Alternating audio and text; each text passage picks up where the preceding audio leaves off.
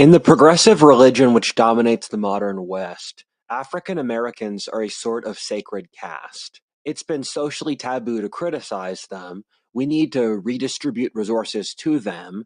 The entire culture has been built around furthering their interests.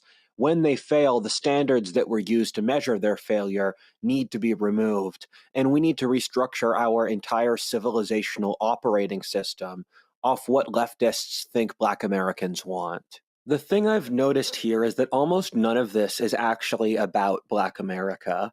One of the points that brilliant Black authors made in the last century, such as James Baldwin and Ralph Ellison, is that the dominant theme of Black America's history is their dehumanization. That's something I keep seeing with the current narrative about African Americans. Whenever the left, and thus our society in general, talks about African Americans, they never see them for what they are. Rather, whatever mental projection helps them strategically in order to gain more power or lessen their own guilt as much as possible. I'm from Philly, a plurality Black city, and one of the highest concentrations of African Americans in America, surrounded by a state which is 95% white outside the major cities. What I tell my friends who are from states further north, which is where progressives tend to be concentrated, is that they don't actually understand Black culture. That since Black America completely changes its character once Black people become around a little bit more than a quarter of the population of any given area. This is why the Black community in Boston is so different from Philadelphia, Minneapolis versus St. Louis, or Seattle versus Los Angeles. What this means is that most leftists never actually relate to Black people as they truly are. This bugs me since I've consistently said before that the greatest issue modernity has is dehumanization, and I think Black America is probably the best example of this. Lots of the issues that later faced the rest of the population started with Black people, which is something that anthropologists have known for decades. This is my best attempt to create a history of Black America as a culture from Jamestown to the present. I will try to illustrate how Black America evolved into its current form and what that means. I know that our social order is completely hysterical about white people talking about Black people, but I think we all know that that's just silly at this point. I don't even think the left believes it anymore. They just use it strategically to get power. Our culture is trying to create a sort of racial caste system in which only people with certain immutable hereditary traits can speak on certain intellectual topics. This is clearly just a cynical power grab by the left, which is at complete odds with logic or the Western tradition. Last time I checked, our society, including supposedly the left, thought racial caste systems were bad. The left supposedly built their entire system around avoiding racial caste systems. I refuse to honor this evil and silly system.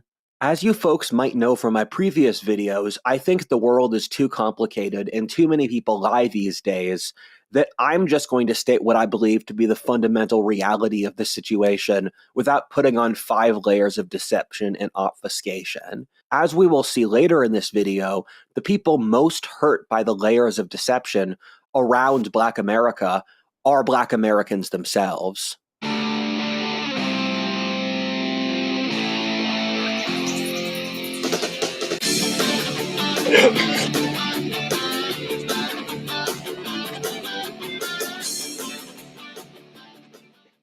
Part 1. Slavery. Black and white Southerners are inextricably linked. They form the South together at the same time, and it's impossible to understand one without the other. There were a few African slaves at the first English colony ever in America with Jamestown. The thing to keep in mind is that Southerners can pretty convincingly claim to be a separate nation or ethnicity from Northerners, in that the genetic differences between Northern and Southern British Americans are comparable to those between different European countries. Until the World Wars era, the northern states were nearly 100% white, with a few exceptions, while blacks were around a third of the South's population. Almost all African Americans were concentrated in the South for most of American history, and especially so the southernmost region of the South, or the Deep South. Even today, a majority of African Americans live in the former Confederate states, although there has been a huge migration across the country, mostly going to the Rust Belt, in which inner cities have become plurality black, surrounded by almost entirely white suburbs or countrysides.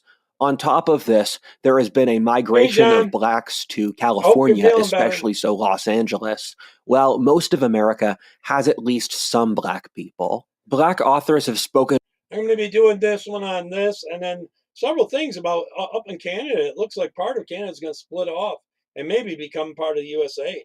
It's getting pretty bad up there. Ottawa's trying to clamp down on a lot of the western part of Canada, and it's starting to look like they're ready to run or split from them.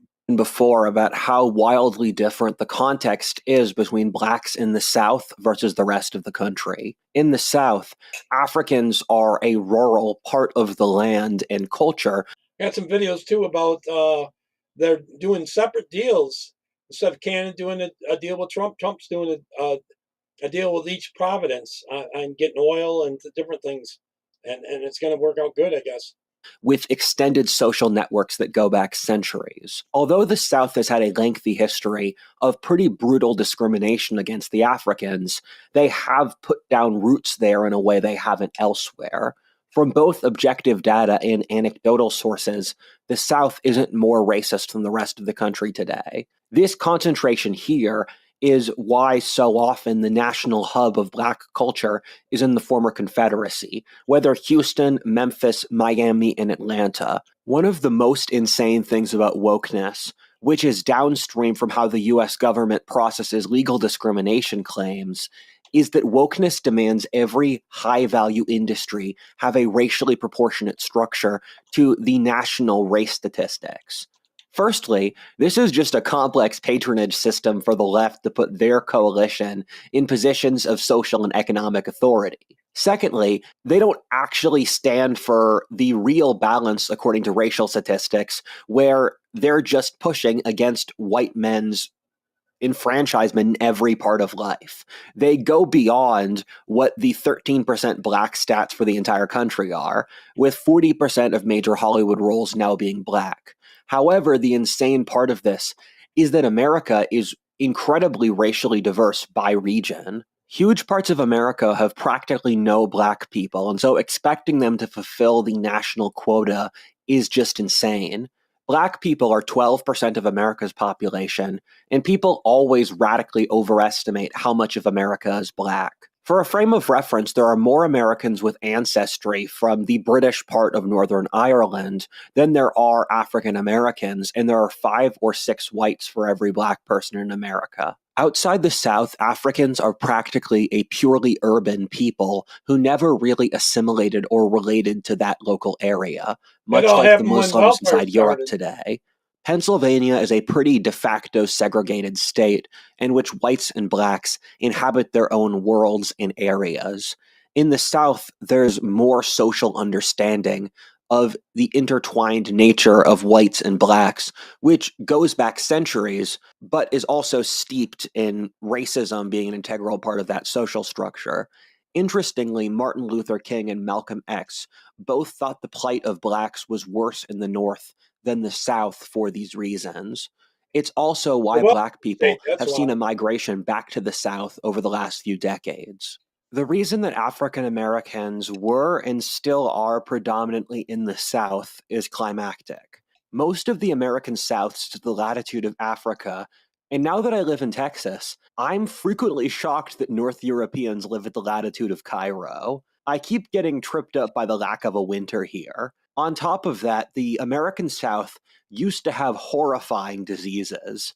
The sub Saharan Africans had immunity to these, given most of these diseases were of African origin and were imported into the New World by Africans used as slaves by the Europeans. What then occurred is that the tropical New World gained these African illnesses, so Europeans had to import even more Africans, on a practically industrial scale to habitate the region, given even the local Native Americans found them uninhabitable due to the new illnesses. The son of one of my favorite historians, who is also a historian, who I will call McNeill the Younger, wrote a book called Mosquito Empires, which talks about the effects of the spread of African illnesses to a region which he calls the Greater Caribbean, or a territory with a warm, wet climate that stretches from the Chesapeake to Rio de Janeiro in Brazil. This region became very inhospitable for Europeans who had not evolved for said African illnesses. For example, European powers would frequently send flotillas of 40,000 men to conquer the wealthy Caribbean sugar islands, only for, in most cases, 60 to 80% of the men dying of tropical illnesses within the first few months. This happened dozens of times at least. On top of this, these diseases are just truly horrifying. I talk a lot about the negatives of modernity, but stuff like removing dengue, yellow fever, malaria, or sleeping sickness is something that modernity did, which is ostensibly amazing, which we have practically no gratitude for. For lots of these illnesses, at best, if you survive malaria, you will experience lifelong lethargy if you don't die, and at worst, you will vomit out your entire body with blood or black pus through the multi-day torture before dying that is dengue, or just passing out forever in your sleep with sleeping sickness. Europeans were understandably terrified to go to the tropics due to these illnesses, and the fact that they ever did is a marker of enormous courage. Again, most people who went to the tropics experienced these illnesses in one way or another. After the first generation experienced them, they would pass immunity down through the generations, through mother's breast milk, so even white Southerners gradually gained immunity. This turned out to be decisive in several wars where, in the American Revolution, for example, the local Americans had a marked disease advantage over the British in the South. For certain stretches of the 17th century, as many British would migrate to the Caribbean as America, but most of those people died of disease. The culture of the American Deep South, unlike the rest of the eastern half of America, does not stem from certain diaspora cultures back in Europe, but instead from the white population of Barbados. Barbados was majority white in the mid-17th century, but then due to the rise of African diseases and the shift from tobacco to sugar agriculture meant that said white Barbadians migrated to the Deep South. Starting in South Carolina, they established a distinct American culture, which was instrumental in the creation of lots of modern American culture between rock, blues, jazz, fundamentalism, barbecue, and other things. This culture, based originally around Charleston and Savannah over the early Republic period, spread west through states like Alabama, Mississippi, and out to East Texas before fizzling out at the Great Plains, which can't support plantation agriculture. This region was 80% black during the colonial and early Republic period. Africans here worked as slaves on first indigo, rice, and some sugar plantations. After that, this region became completely dependent on cotton production in the 19th century to supply for the Industrial Revolution. The other main region of the South in which Black Americans lived was the Greater Chesapeake.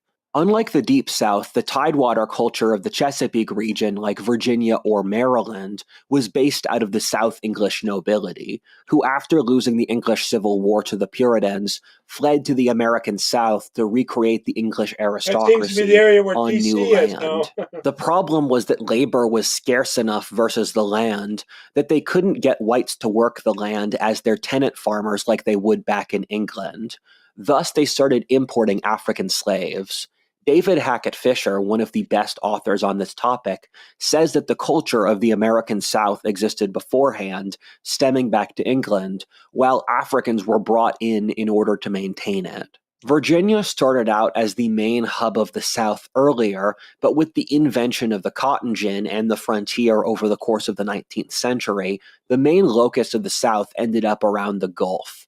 Virginia had the largest diaspora of any state in the country, populating a huge region stretching out to Texas, the southern Midwest, Tennessee, Kentucky, and even a few places in the American West. This caused strange dystopian effects in which in the Upper South they would have slave breeding programs and then migrate them down to the South or West. There were several Well, population concentrations of different types of hey, Africans hi, in the I know who's American here. South. Not all Africans were seen as the same, with slave owners preferring different ethnicities of Africans for certain roles. In the Chesapeake and its diaspora, Nigerians were predominant. Nigerians make up a plurality of African ancestry in America, with the Igbo and Yoruba being the largest. There were some Muslims from further north in Africa, and so colonial Southerners were not unfamiliar with Islam. The reason for this is that the Igbo and Yoruba were seen as unusually rebellious and freedom loving as Africans. They lived in proud city state cultures. The Chesapeake's main crop of tobacco wasn't expensive enough to buy more compliant slaves. Certain elements of American cowboy culture stem from African cowboys in the Sahel. The Deep South with Carolina and its diaspora pulled more so from the Congo and Angola. They were sourcing these from England's ally, Portugal's colony in Angola. The Congo was a brutal totalitarian state, which artificially kept its people in poverty. Thus, they were beaten down enough by their own social structure that they could be made more docile slaves. The crops in the Deep South were more valuable. John, what do you think you had? Do you think it was something serious, or is it just kind of normal for you to have a lung issue this long? And thus they could afford these types of slaves. Lots of elements of African American culture, including the drum beat for rock and roll, are from the mouth of the Congo River region. The third major population origin for African Americans is from Senegal, in either Maryland or Louisiana. I know as I get older, it takes me a lot longer to get rid of, colds and flus and stuff like that. Louisiana. In Louisiana, a French colony, and also the blackest place in the North American continent before Anglo-Saxon conquest, this was since the French had a colony in Senegal. In Maryland, it was since they made crops even less valuable than Virginia, where they could only afford to hire the rowdy, nomadic, grassland herder people, the Wolof from Senegal. The Wolof constantly caused revolts in America and were considered one of the most difficult African peoples to deal with. Almost all African Americans' ancestors came over in the 18th century, since America banned importing slaves from Africa after the Revolution.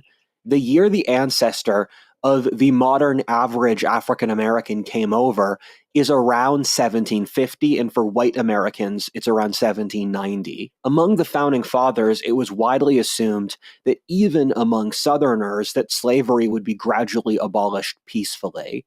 This was since the institution had grown unprofitable, and the state of Virginia, which had the most slaves of anywhere in America, nearly abolished slavery in the 1820s, 40 years before the U.S. Civil War.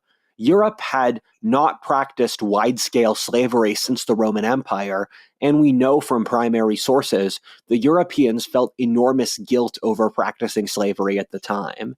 However, the invention of the cotton gin popularized slavery, which was an incredibly popular institution at the time of the U.S. Civil War in the South.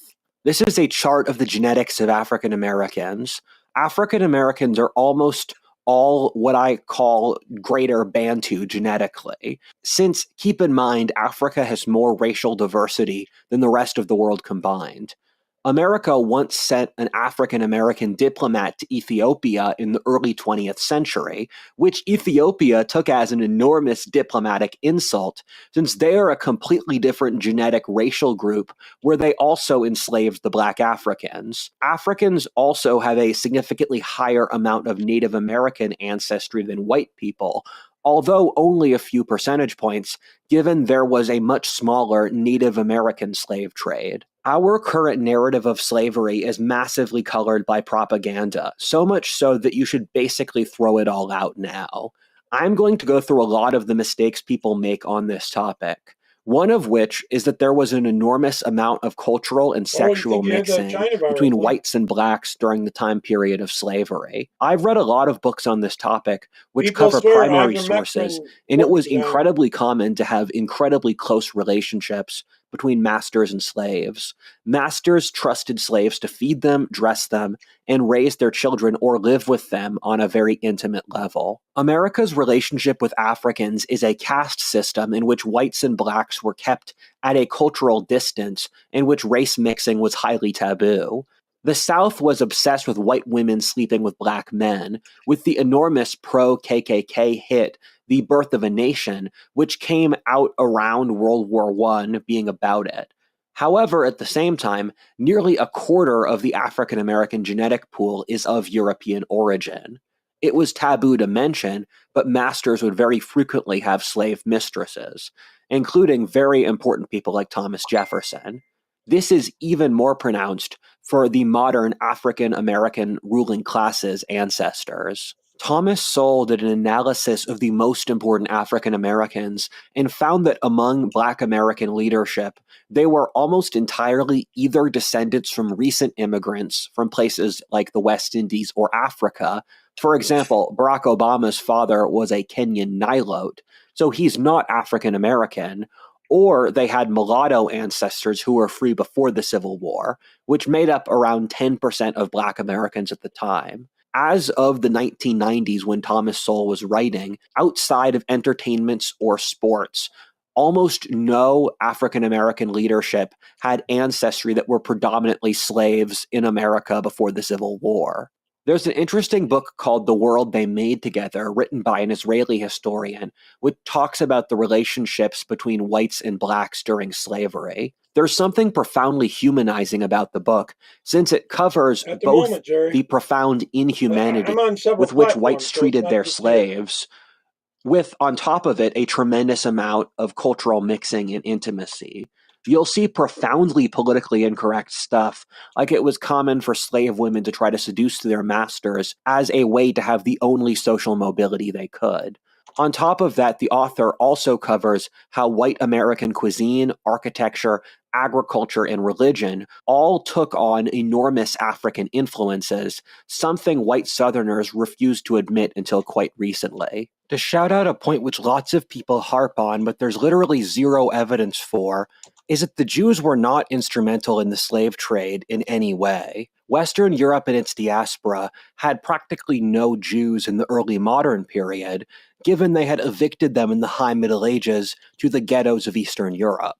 There were a handful of Jews involved in the slave trade, but they weren't a sizable portion by any way you could measure. This idea was made up by the radical black cult, the Nation of Islam, which ironically has very little relation to actual Islam.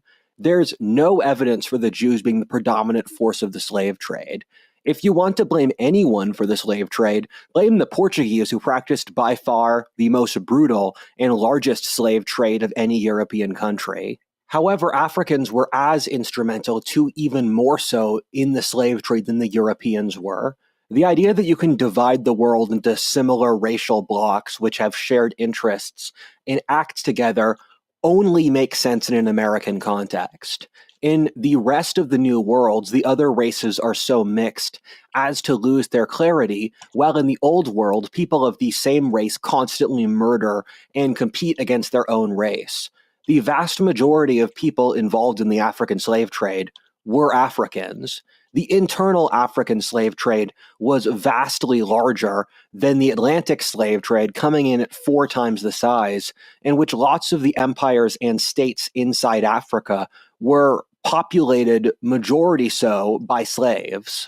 What occurred here is that due to globalization, Africa experienced profound instability in which they had population growth from new crops, the introduction of guns, and modern trade, which created a low trust cycle in which African kingdoms constantly enslaved others to buy more guns and Western technology to fight their rivals. This destroyed the previous African social structure, being a tragedy of enormous proportions. Watch my video on the Atlantic slave trade on my wonderful second channel, History 102, if you want to learn more. Europeans never left the coast due to the horrible diseases, and so the Europeans would build forts along the coast. Africans would then sell their rivals to Europeans on said coasts, who would then ship them to the New World. The Europeans didn't originally enslave Africans out of racism, although over time they partially developed racism as a sort of rationalization for slavery. But since Africa fit a few of the characteristics they needed for slaves. The first, as stated before, was that the Africans were evolved for the tropical climates of the New World and against the diseases there. Secondly, Africa had never developed powerful states which would have protected their publics against mass slavery. Keep in mind that slavery and colonialism were not European, but global issues. The Muslims practiced the largest slave trade in history into the 20th century, which killed 5 million more people than the European one did. The largest source of Muslim slaves was Eastern Europe, where much of the identity and government of modern Russia was formed to fight off the waves of Muslim raids, which enslaved millions of Slavs. The Muslims only ended their slave trade when the West forced them to, and still de facto practice it now. I was watching this documentary of a Western journalist in Tunisia in the Maghreb, asking them about their slave trading history, and the guy they interviewed was just bragging about how his grandfather sold so many slaves and how awesome it was. Keep in mind, this is how most of the world still perceives these things these days. There was a huge crisis in Sudan in the 1990s as Muslim horsemen would raid into the south, now an independent country, enslaving the locals for the markets of the Middle East. The largest empires of the early modern period in sheer population size were mostly Asian, not European, while the Muslims practiced mass castration of their slave populations, which is why there aren't large black populations in the Muslim world, although they had an equivalently large slave trade.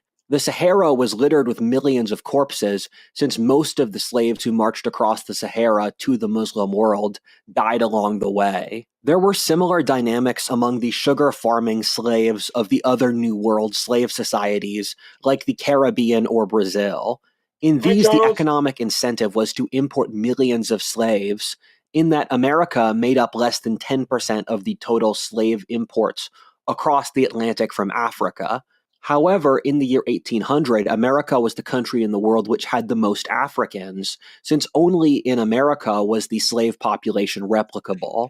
This was since sugar, which predominated in the rest of the New World slave societies, is an absolutely brutal crop, while tobacco or cotton were more humane to farm. What was going on here is that in the Caribbean and Brazil, that slave owners would mass import black slaves, work them to death, buy more slaves with the money from this in this horrifying cycle that consumed millions of people in the meat grinder that was sugar agriculture. America, not being a predominantly sugar-based slave society, had both benefits and drawbacks for the black population. On the plus side, African Americans were materially the best off of any slave culture.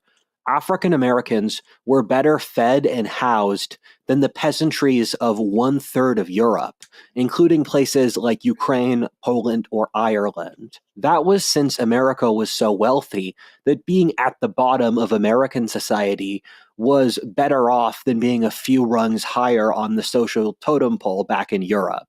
At the same time, since America was the main slave society in the New World, which was majority European, Africans were more controlled there than in the rest.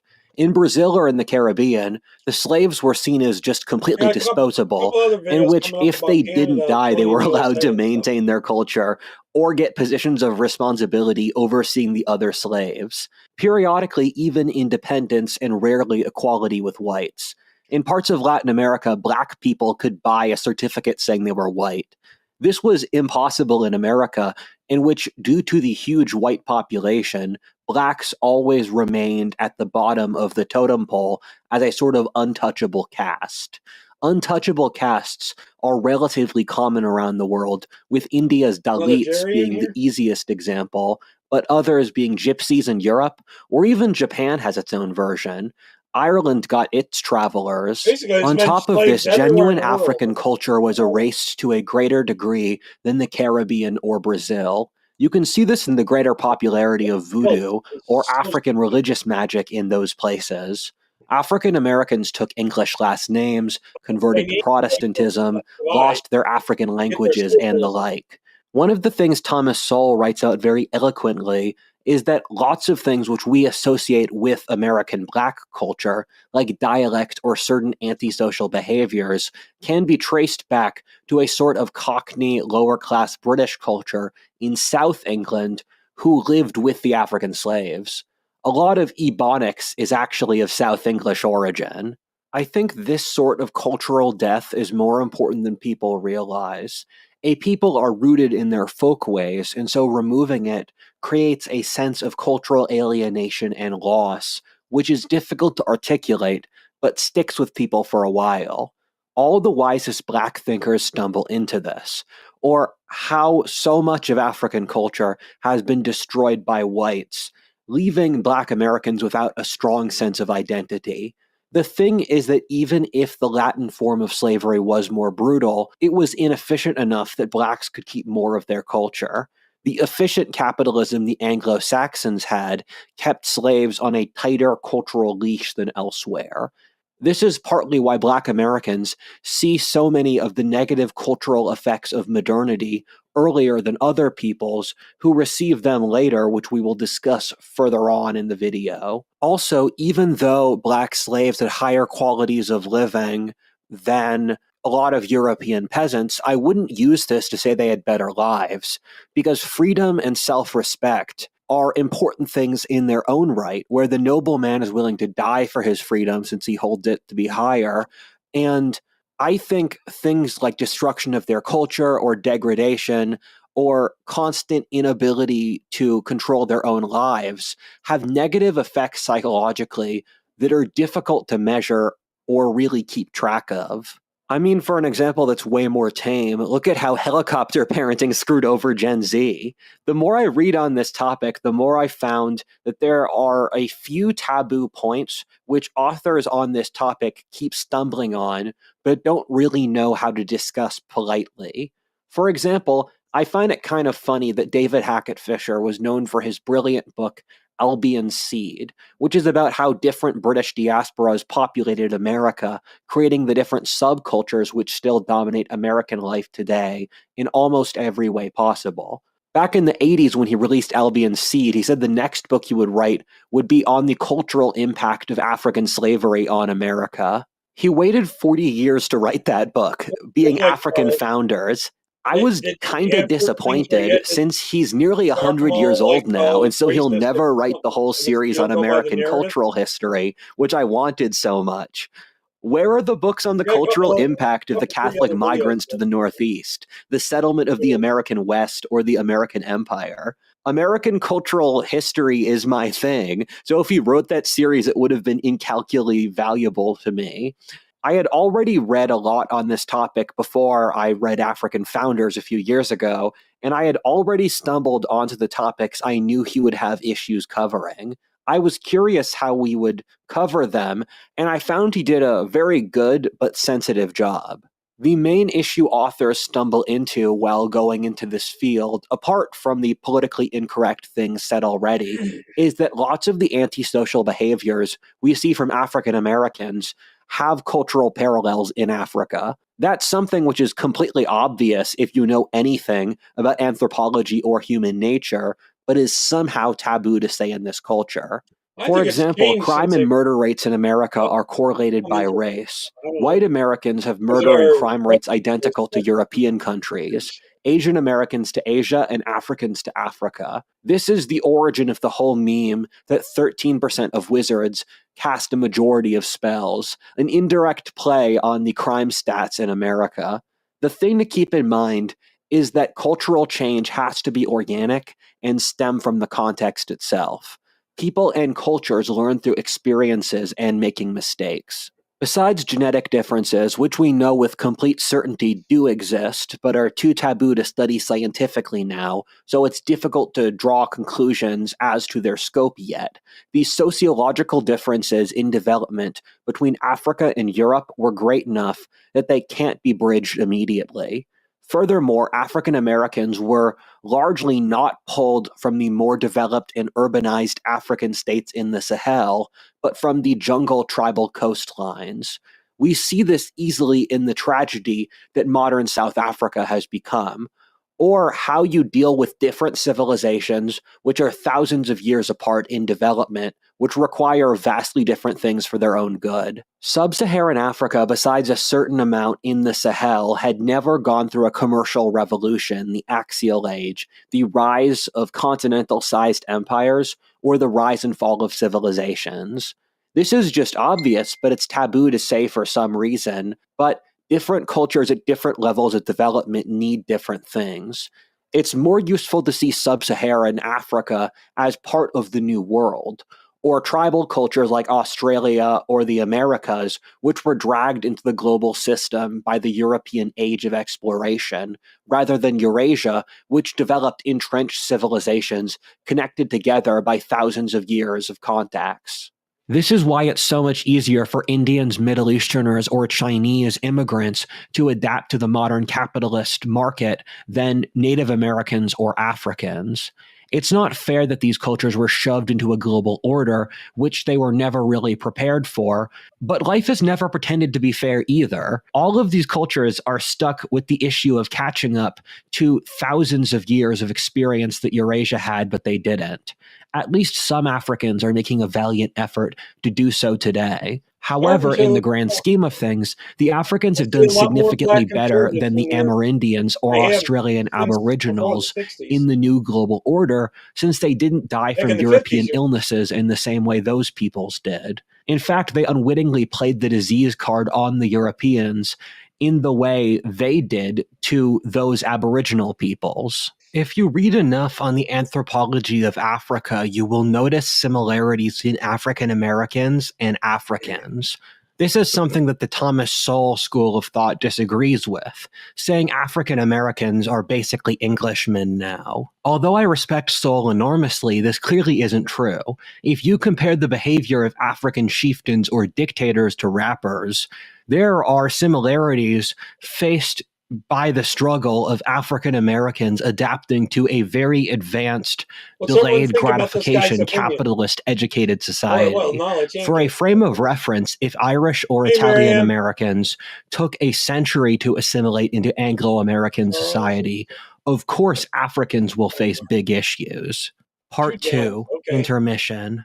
There was a hinge period in African American Got some other history videos after coming the up. North liberated them from slavery, but before the rise of their new patronage status in the liberal welfare state.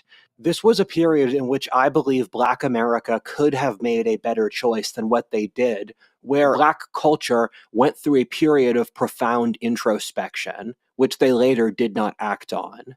The end of slavery was an artificial thing imposed by the North onto the South after a bloody war which killed Hey, over a Mark. million people. The Civil War was about slavery for reasons I explain in this text wall, which you can either interpret positively as the North trying to free the slaves, or cynically as the North trying to destroy the South's main economic or cultural engine. About a third of Southern I whites doubt it was the owned second slaves, one. and slavery That was could have by only far helped the the most important North element of the Southern with a good economy or economy. society. Slavery was wildly popular in the South before the Civil War. The end of slavery plunged the South into a century of poverty, backwardness, and cope, which ended after Jim Crow did in the 1960s. After this, the American South experienced one of the most rapid economic and demographic growths ever in Still history. growing The today. thing is that almost every people in history have practiced slavery. It's the norm with the societies which don't practice slavery being Every rare, race although on they this do earth tend to be more has had successful and slavery grow. The insane thing at one isn't time that the or West practiced slavery, but still instead that slavery they had going a on moral today. revolution where they not only abolished it itself inside their own countries, but also around the entire world. It's comparable to how almost every society has colonialism, and yet the West was the only one to end colonialism out of goodwill to let its former colonies gain independence peacefully, followed by sending Africa 20 Marshall's Plans worth of money to help them develop better. Listen here, the West was so insanely generous, but for the leftist critics, it's not enough because it will For never be climate enough. change, That's since their yeah, aim is the suicide of the all West. about Lots of extracting black wealth. primary sources speak of the period after the end of slavery as being more chaotic and difficult than slavery itself. Although they were profoundly grateful for the end of slavery, a decision I of course support. That was since the South experienced a period of social chaos and breakdown.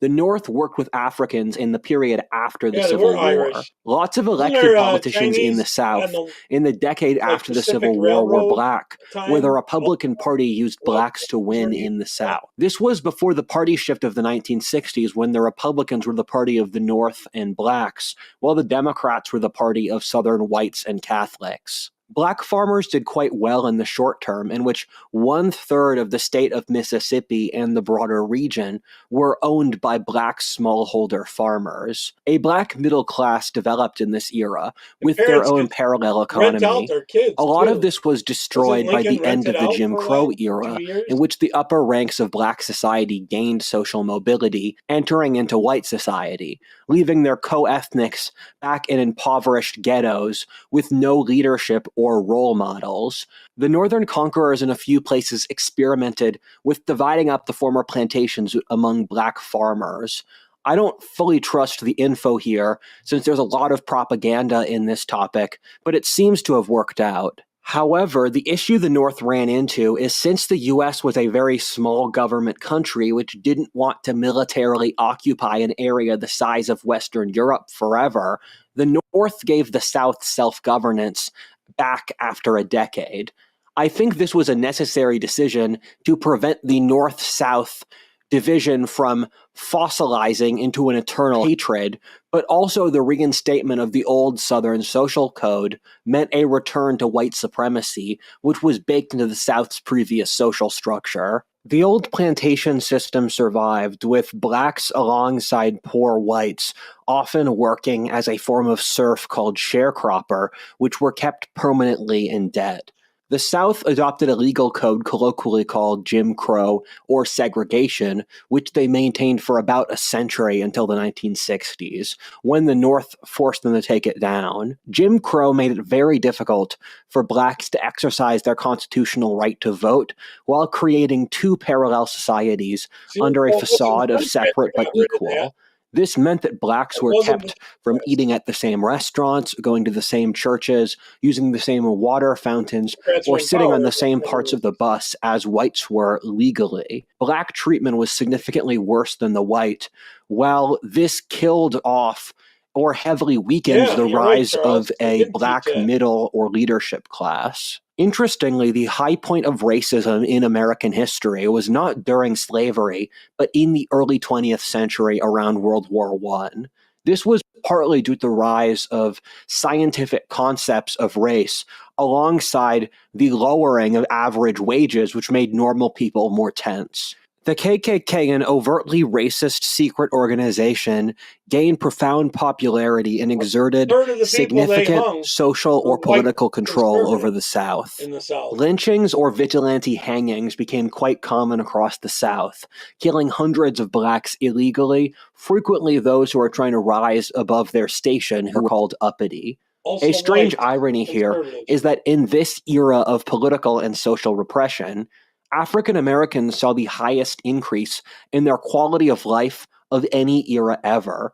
From the period Until what? after the US Civil War until the end of Jim Crow, Black America Until Johnson experienced an enormous increase in decided he was quality going to of get the life. black vote. In the period after the 1960s, Kind of like what they're Black doing incomes with have the illegals. stagnated as the average African American That has the descended into illegals are going to have far greater poverty to than a vote lifetime ago. The generations. reasoning for this is that Black Americans follow the same economic currents as lower class Americans of all races do, in that they're stuck in the same economy and they have the same trends.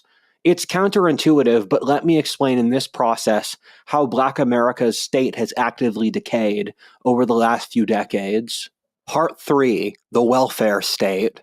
One of the Here we points go. Ralph Ellison made in his book The Invisible Man, which has become one of the most important books in the African When American dependent on canon, government, then is he can that control them. the lead, as an African American, is a tool of multiple factions of white while being practically invisible as an actual human being. African American history has been marked by being part of the status structure of two different groups of white elites, those being the Southern whites and later with leftist progressives. Both of them caused different negative effects on the Black community. Before I get started in a more complex theme, for a brief tangent, my high school got progressively wokeified, and the curriculum when I started had stuff like Shakespeare or Beowulf, but by the time I left school, they had replaced those with purely racial authors. This meant that in the last few years of high school, I To read teach you lots of Black authors talk about the to vote condition correctly. of that group in America today. What I found was that the first generation of Black thinkers, like the Harlem Renaissance, Booker T. Washington, Frederick Douglass, James Baldwin, Martin Luther King, or Malcolm X, even if I disagreed with what some of them said, they were actually articulate and intelligent. As of now, the current generation, like Ta-Nehisi Coates or Ibram Kendi, are just pathetic grifters. They couldn't formulate a coherent argument even if they tried. It's also funny that these woke people go back to the first generation of Black thinkers, and they think that the things they are saying actually play into the woke argument, which is kind of hilarious, because the older Black thinkers like Martin Luther King or Booker T. Washington or Malcolm X wanted Black people to further their own community and take responsibility for their own destiny, with They establishing don't. He definitely greater wants the fathers strength in the and home. ability as Black people and not looking for whites for handouts. And they would be horrified to see the current state of the Black quote unquote liberation movement, Yeah, they which has see them basically back just on been the free plantation riding that off way. progressive leftists. The mid 20th century was a turning point in Black history for several different reasons. Partly, as alluded to before, Black America saw a mass migration out of the South with the integration into an urban industrial society. You saw the end of Jim Crow, as well as their alliance with the left and the breakdown of the Black social structure. The Black migration to the Rust Belt helped kill that region. You saw the cities of the Rust Belt like Philadelphia, Newark, Cincinnati, Detroit, Chicago, Baltimore, and Cleveland go from easily the wealthiest places in the world to some of the poorest places in America. In Philly, half of the city is practically uninhabitable now due to crime issues. I remember when I was going to bike through some bad street It's in a like Trump's neighborhood right that putting the wasn't that safe National as a Guard in some of teenager, these my places. mom and sister literally burst into tears in front of me that I might die. Philly went from one And of let the the wealthiest liberals still cities in want to America break to in the the money and poorest and most that's crime all. ridden of America's 10 largest cities. The left formed a coalition with Blacks as a convenient demographic for the bureaucracy to justify constant growths in their budgets and interventions. Money The reason I laundering. say that is that none of the left's interventions to help Black America actually worked, and in fact caused universally negative effects. Thomas Sowell has made a compelling case that the welfare state has caused more damage to the Black social structure than slavery did. Something to keep in mind is that in the Sure did. 1950s, the Black community saw practically none of the issues it does today. Black families were 50% more intact than white families. Blacks did less drugs than white people, were more religious, and the crime rate was vastly lower than today. Something has happened in the last 60 years which has done The enormous welfare damage state. to the Black social structure, since none of that is true today. One of the things that anthropologists have found occurs across the entire industrial world within the last lifetime is called That's part of their anomie. goal. Anomie is a term They want to get rid originally of the from French nuclear West family. Africa, which experienced identical cultural breakdowns as African Americans during the mid 20th century. Anomie is a cultural breakdown of social forms, with the family, religion, clan, and the rest all breaking down. The French noticed it, and then it applied to also the Jews very early, who experienced a similar cultural breakdown earlier than the rest of the industrial world, followed by A lot of spreading Jews to the are very majority liberal. white populations. Todd Emanuel, a French anthropologist who's known for his groundbreaking work on family structures, which I talk about in this video, has spoken about anthropological blackification, or cultural trends which start with Black Americans, then spread to the ABV, broader white American population, and then the rest of the world. What's going on America. here is that Black Americans are a sort of beta tester for the managerial social structure, given they were the most impacted by the new managerial welfare social Hey, Paul, structure. Black crime rates got a couple skyrocketed other with videos one coming up here third of Black men about having a felony and half Canada being joining the United arrested States. today. Blacks are Getting close. 12% of America's population, but make up a majority of all murders. These statistics are not okay, and us enabling Black America in these crimes hurts everyone involved. Crimes are not caused by poverty. Upper class blacks commit more crimes per capita than low class whites. When white people experienced grinding poverty in the 19th century, this wasn't the effect. On top of this, other black social statistics are terrible. Blacks are 20 points poorer than white people are, with most of the very poorest people in America being black. Modern Black Americans have the highest rate of fatherlessness ever in human history at nearly 80%. In a lot of That's America, more insane. Black babies are aborted every year than birthed. Black America would have double its current population if abortions were not legalized in the 60s. It's widely been said that fatherlessness in Black America stems from slavery. This is since slavery would break up Black families and sell them apart. Slavery also emasculated Black men by keeping them in permanent servility. I think this is probably true indirectly in that trauma in Black America does have horrible cultural PTSD, often only emerges I don't know about once the several trauma generations itself later, is though. gone. In addition to this, Africa itself has a fatherlessness issue since the clan is so strong that the nuclear family never developed. However, more indirectly, the breakdown of the Black family occurred at the exact same place and time as the rise of the welfare state. Fathers imprint notions of authority, discipline, and self regulation on They children. don't want The fathers collapse in of the the father in socialism Black world. households has created a They don't want highly families. toxic concept of masculinity, which you can see with rap. Mute my mic. I think it goes unsaid how insane a lot of rap is and how it promotes such remarkable degeneracy. Rappers frequently brag about murdering people, treating women as sex objects, committing crimes, and other stuff. We can't complain about the founding fathers logically and then let rap Good slide. job, Rap VV. has become popular among people of all races while creating an enormously negative effect, since rap alleviates enough masculine angst in the worst way possible so that men don't snap and return to healthier concepts of masculinity like the nobleman, warrior, cowboy, or king. I've periodically tested this by just saying stuff rappers say in my life, with just egregiously bragging to see a reaction.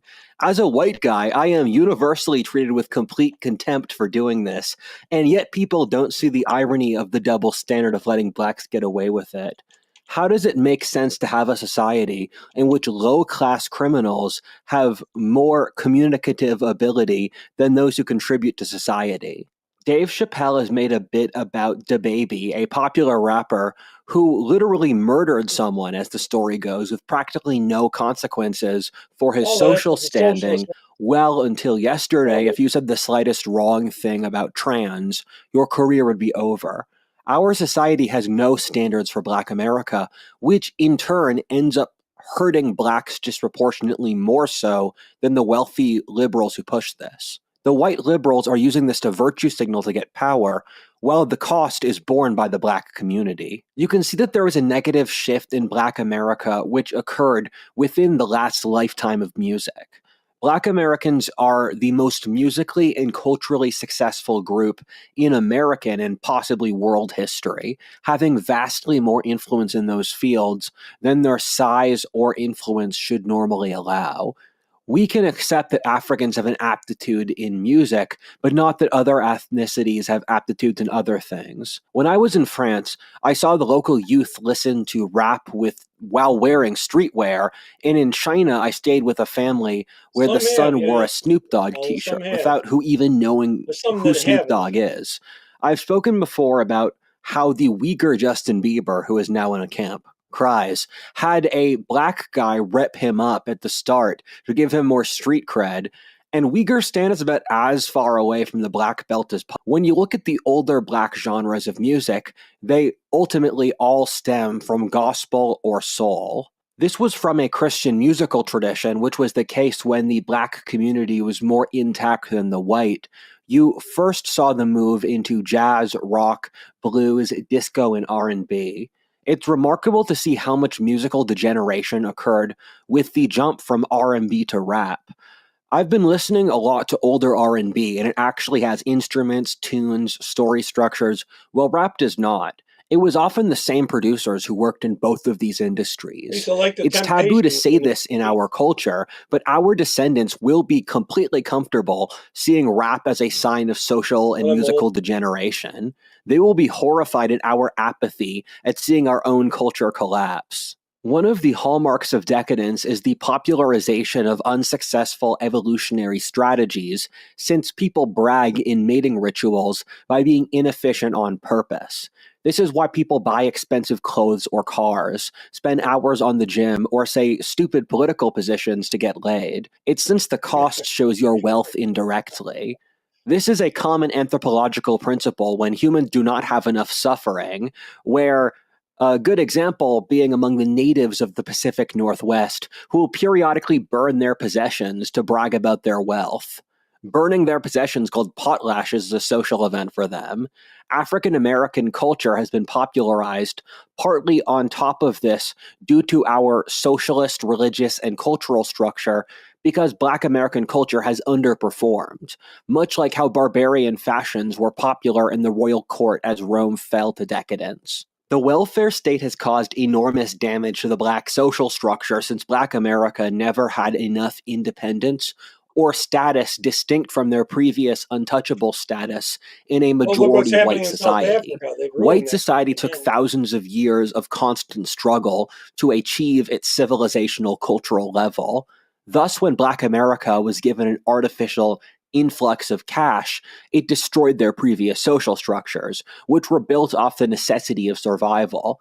Once the Exactly. state paid for children, in that most welfare recipients are single moms, often of minorities, the women didn't need the men anymore. As the women didn't need the men committed more crimes.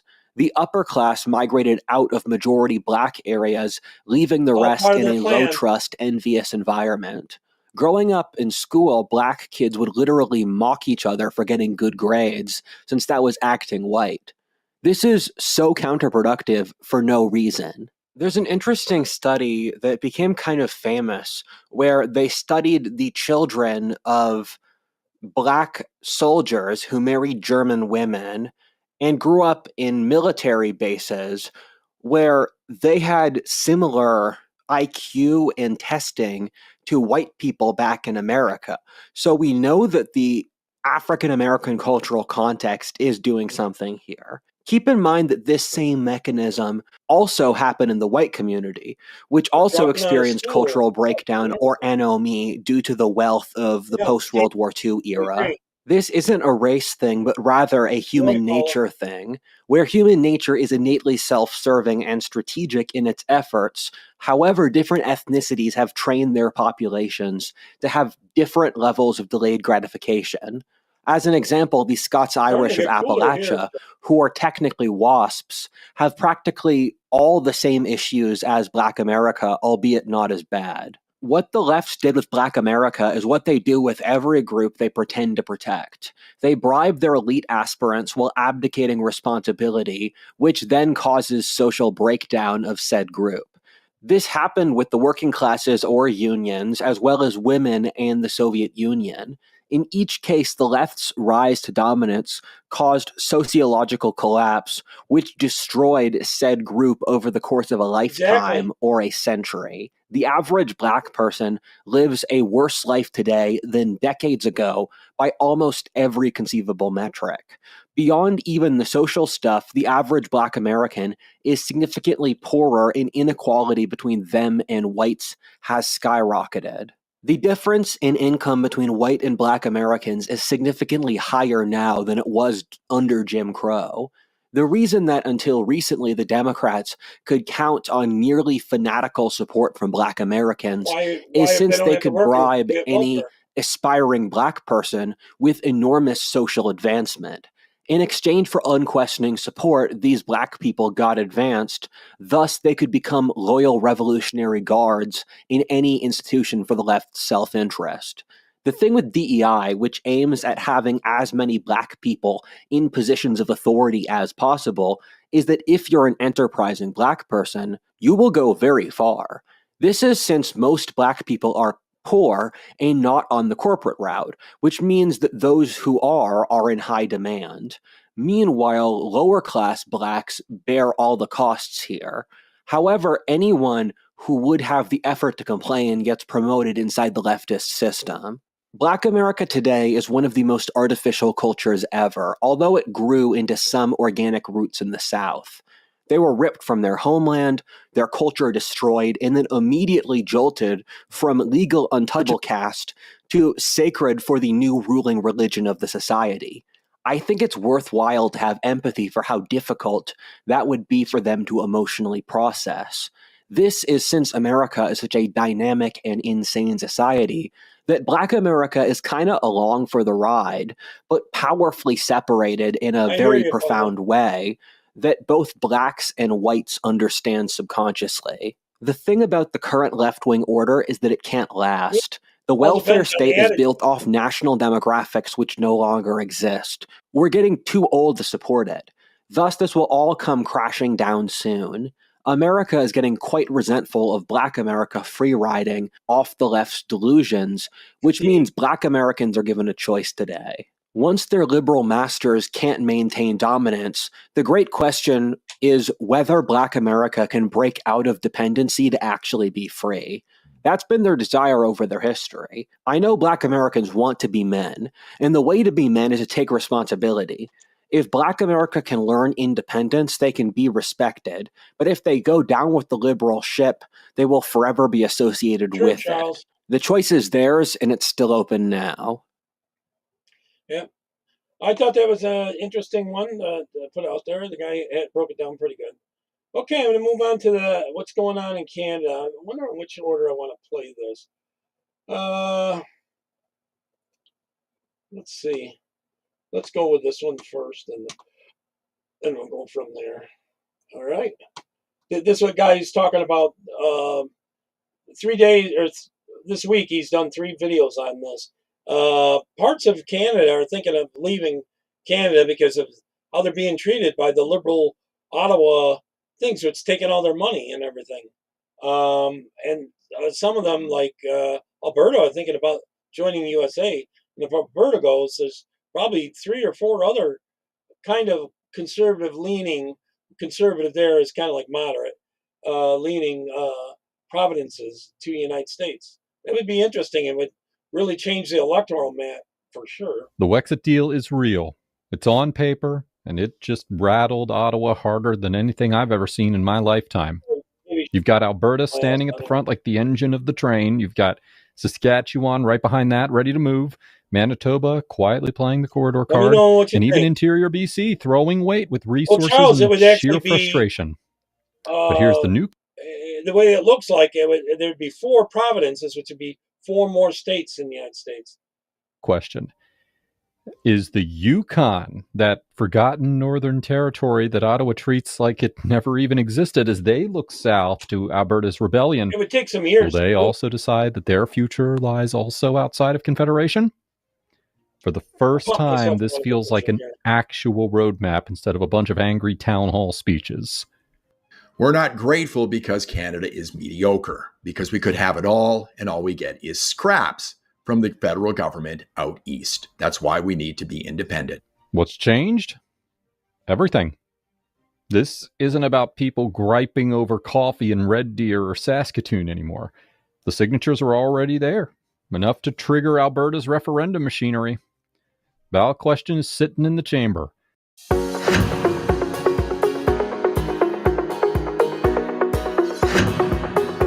And now caucuses across the provinces are syncing timelines, they're syncing legal prep, and even the messaging. That's not improvisation, that is coordination. That is a Western deal in motion, and Ottawa doesn't know what to do with it. I think at some point, we as Albertans are just going to have to come together, and we're just going to have to say, we're declaring independence. You can almost hear the panic in the capital. Why? Well, because the West isn't begging for permission anymore. The whole framework is shifting from, Ottawa won't let us, to, okay, we're going to build it ourselves.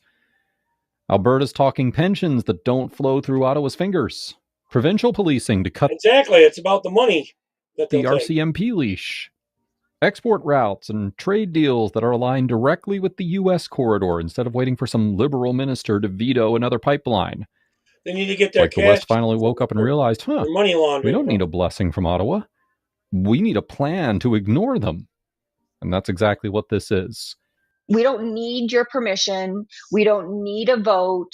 We don't need any of this stuff because we're not going to play around under your rules anymore.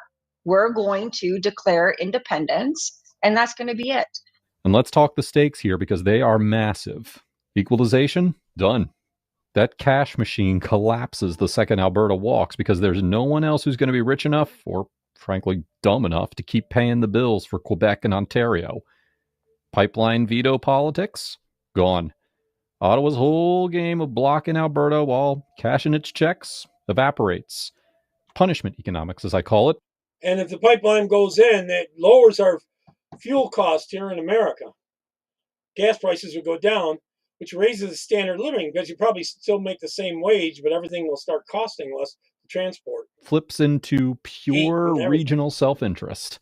The provinces that generate wealth finally get to keep it. That alone is revolutionary. But here's what really grabs me. The numbers, like we've gone over every day on this channel, are undeniable. Alberta pumps 4.2 million barrels a day. They have a GDP of roughly $340 billion, 14% of Canada's economy with just 11% of the population. Saskatchewan, right behind with 460,000 barrels, plus potash, uranium, and wheat. Plus, we'd also get a lot more lumber from there without the tariffs and stuff all on it and everything that they do. And then they tariff our stuff that goes up there, which won't be tariffed then. Manitoba holds the rail and port keys. Interior BC, they have the forestry and mining. Put that all together and you've got a block that could stand tomorrow without missing a beat. Marianne, there's several provinces that are thinking of leaving Canada, either becoming their own country or becoming the USA. I think what would happen is temporarily they'd be their own thing and then become states in the United States. That's not a bluff. That's receipts. We win a couple more. Ottawa's nightmare has a date and a structure now. Election, Congress. An awful lot of Albertans say that they want to be free. And thank God for that. That's what Amen. Gives separation a possibility. Got to remember, I live about an hour from Niagara Falls, the Canadian side. Less than that, actually. All right, let's shift back and talk about Alberta, because none of this exists without Alberta. Alberta is the engine, it is the paymaster, and it's the trigger, period. This province has carried the financial deadweight of Confederation for decades. Let's put this bluntly. Alberta is the only province that can underwrite a realignment of the West from day one. Nobody else has the capital. Nobody else has the service companies, the engineering firms, the infrastructure, or, frankly, the guts.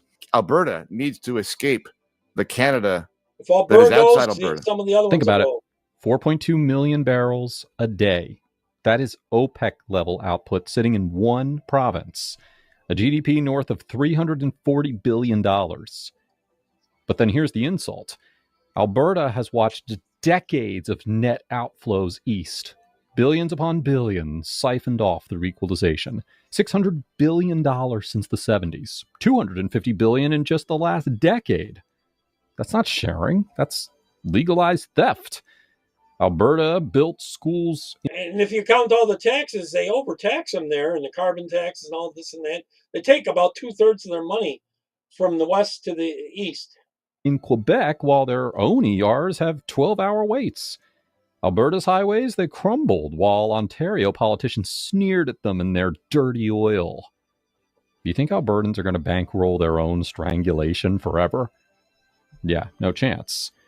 And then add in the $500 billion in shelved projects. Keystone XL, Northern Gateway, Energy East.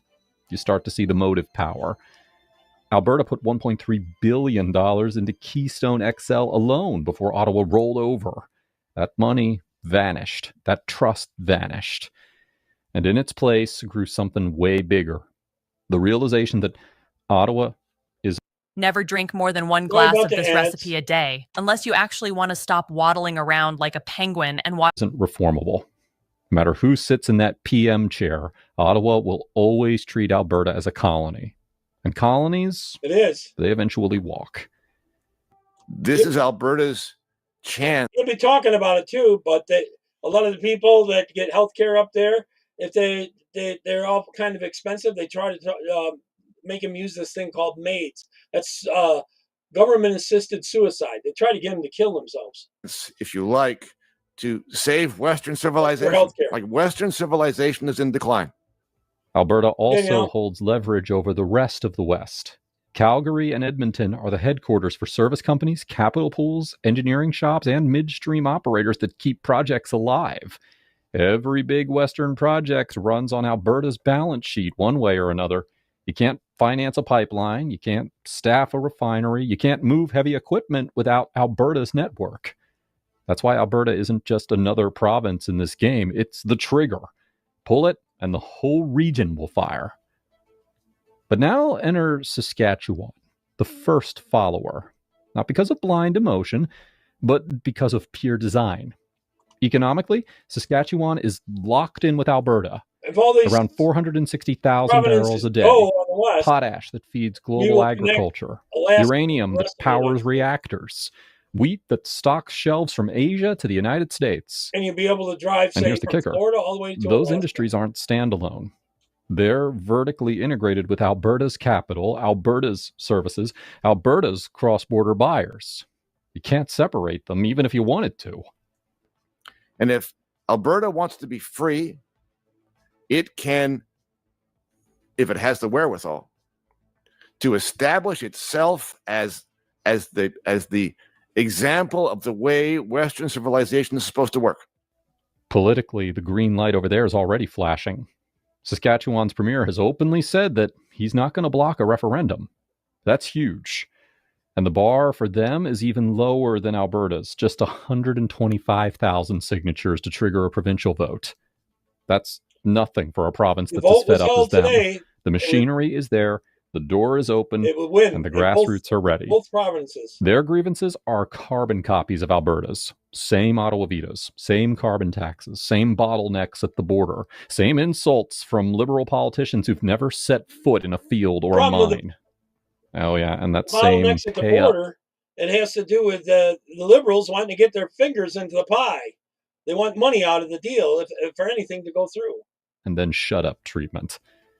Staying in Confederation while Alberta walks, that's not an option for them. Why? Because it's going to leave Saskatchewan as the last piggy bank, the lone sucker who's financing Ottawa's circus. Politically, that's suicide. Economically, that's insane. Following Alberta isn't reckless of Saskatchewan, it's survival for them. I will not be silent. Alberta will not be silent. We will not be pushed around and called traitors for merely having the courage to actually do something about our nation's and province's predicament other than merely indulging in self-righteous tantrums. And let's not ignore the synergy here. Alberta's project finance plus Saskatchewan's volumes equals bankable guarantees. Refineries in the U.S., utilities in the Midwest, pipeline operators, they don't care about Ottawa's drama. They care about barrels, tonnage, signatures on contracts. Alberta brings the money, Saskatchewan brings the resources, and then together they bring credibility that makes Washington, not Ottawa, the real audience. They're fed up with Canada. This is why the so-called Wexit deal is shaking the country. It's not just Alberta's anger anymore. It's a structured, linked domino chain. Alberta is the engine. Saskatchewan is the first car. Manitoba is the corridor. And Interior BC is the fuel car. That's how you break a federation. Not with noise, but with real, hard, concrete numbers. They believe that Alberta would be better off leaving Canada or becoming a 51st state. Yeah, great time to join America while they're imploding. Yeah. This makes about as much sense to me as a group of people that all decide. I've been saying this for years, but I'm going to say it again. Vancouver is not British Columbia. The real BC, the interior towns that keep the lights on, they live in a completely different world. Forestry, mining, oil and gas support, that's their lifeblood. And every single one of those industries has been hammered by Ottawa's red tape. When mills are shutting down in Prince George or sawmills are going idle in Quesnel, it's not because the people there suddenly magically forgot how to work. It's because of endless environmental rulings, court delays, federal vetoes that bled those communities dry. And when the jobs go, the youth go with them. What's left? Hollowed out towns that are staring at slogans about green transitions, all while their paychecks disappear. That's the breaking point. It's not about policy debate anymore. It's cultural. Families in interior BC read Ottawa's moves as hostility, not oversight. Every law feels like it was written to kill their way of life. I tried everything, even the dumbest stuff I found online, but what really worked was the salt trick. This video of that breeds resentment that no federal politician can undo with a little speech. And I, for one, will never be silenced by the party in Ottawa that has sold out our beloved province for the last 10 years with the help of their NDP collaborators. Why should Alberta stay in a country that replaces a bad leader with one that is even worse? And here's what other people don't realize. Quiet alliances are already forming. Alberta service firms are partnering with contractors in the BC interior. Petitions and town halls are popping up. Maybe smaller than Alberta's, but they're there. When Alberta and Saskatchewan lock in a corridor south and east, interior BC's resources are going to follow the path of least resistance. Why? Because it's economics, and economics don't lie. Rail that runs east and south is cheaper than fighting Vancouver's political chokehold. Alberta's capital and services are just sitting right there, ready to underwrite new projects. Ottawa and Vancouver can scream all they want, but the interior, they've mentally walked away. Canada is this close to a national unity crisis, as stated by Premier Danielle Smith almost 6 months ago. More on that in just a moment. And we're getting this close to maybe Danielle Smith coming to the conclusion that Alberta is better off out of Canada than in Canada. Here is a brutal truth that nobody in Ottawa wants to admit. The West doesn't just get along with Alberta.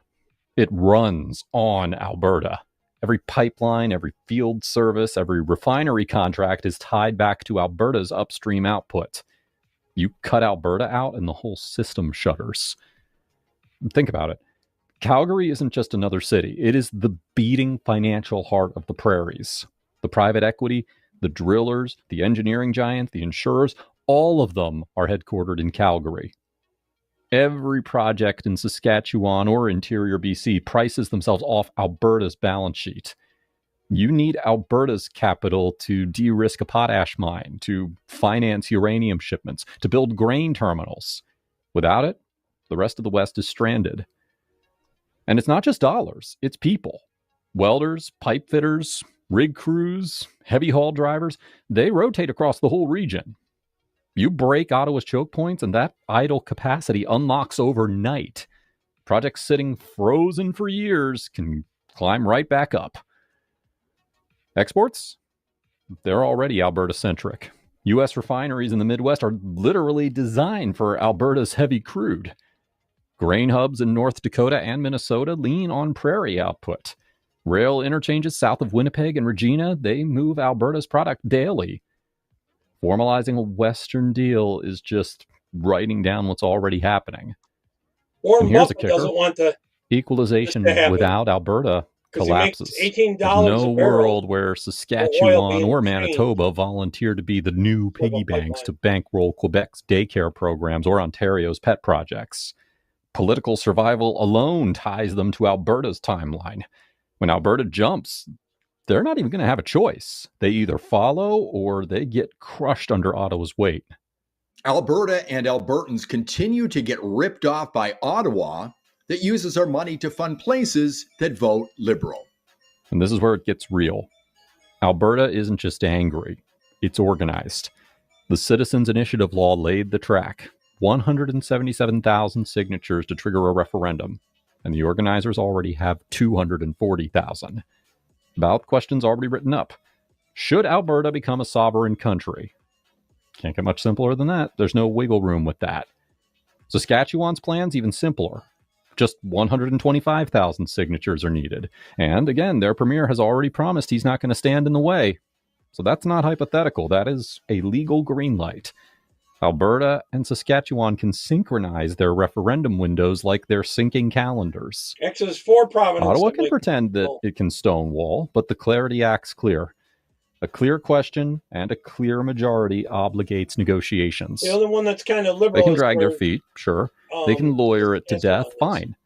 But they can't erase a legitimate democratic mandate. And the more they stall... I'm turning 65 this year, but I have never seen any cargo pants that look and feel this good. For years... The stronger the independence vote gets. $600 billion in the last 40 or 50 years that have been taken out of this province. You don't think we might be able to do a little bit more on social spending if those $20 to $25 billion stayed here? You don't think we'd be able to cut taxes a bit if those $20 to $25 billion stayed here? Meanwhile, Alberta and Saskatchewan aren't sitting on their hands. They are already modeling their own pension plans. They're setting up provincial policing. They're drafting regulatory frameworks, and they're even signing inter-provincial MOUs. They're getting ready for it. Courts can stall one clause, but they're not going to stall the machinery that's already rolling. The communication clock is running too. This isn't some decades-long dream. I mean, we're talking a 12 to 18-month runway. Collect signatures, vet the question, campaign, and then go vote. And all along that road, you're going to pair your politics with economic wins. Corridor agreements, U.S. offtake letters, supply deals. Will probably be crying. Voters aren't just going to be sold a dream. They're actually going to see receipts. So let's cut the fluff and get to the chase. Plan A is independence. Alberta and Saskatchewan form the spine. Manitoba locks in the arteries. Interior BC feeds the volume. Fiscal sovereignty, resource control, trade corridors, bilateral deals with the U.S. states. That's day one viability. But here's the part that nobody in Ottawa dares to admit out loud. If Ottawa tries to block a clean path, the fallback for the West isn't fantasy, it's something else. Statehood. Joining the USA becomes the 100% contingency plan. Doing that would mean instant access to pipelines, ports, defense protection, capital markets. Not the first choice, but it's real, and everyone knows it. The offensive agenda that we have, whether it's emissions caps or net zero electricity regs, all generate from Mark Carney, who's been pushing that agenda for a long period of time. So if you think that I would meet the potential of his leadership with any enthusiasm, let me tell you, I think he'd be even worse than what we see out of Justin Trudeau. Ottawa's playbook here is predictable. Toss a token project here, stall in court over there, panic the media and make them spread all their fake news. The media is government paid for. But fear campaigns don't work when people can't pay their bills. Every stall tactic that Ottawa plays only hardens Western votes. They've overplayed their hand. Equalization here is the end game. Without Alberta, the whole transfer machine fails. Saskatchewan and Manitoba aren't going to sit back and bankroll it. Interior BC is not going to bleed themselves dry for Vancouver's politics. The center can't hold here. So here's the map as I see it. Alberta's going to go first because they have to. And then Saskatchewan's going to go because they can't afford not to. Okay, see and you then later. Manitoba's going to have to go because corridors pay. And then Interior BC goes because paychecks rule. That's the deal that Ottawa thought was nothing but bluffing. But now it's a deal that's shocking the country awake. Hello, fellow concealed carrier. If you enjoy weapons and you like to carry them all day long, then I want to talk to you. Sorry about the ads. Okay, let me hop over here. I'm going to go to the one here about furious about Alberta signs major new pipeline with the USA. I should have played this one first and the other one second. I can't believe I'm saying this again, but should have been my first one. Canada really is furious after Alberta just signed a major new U.S. pipeline deal. To me, this feels like the exact moment that everything has changed. Alberta, they've cut Ottawa out completely and they've gone straight south, locking in a project that's worth 1 million barrels a day. No begging, no panels, no delays, just action. And Ottawa's outrage over this proves that Alberta has finally broken free in a way. That is a punch in the face to a federal government that has spent the last decade making sure that Alberta stays boxed in.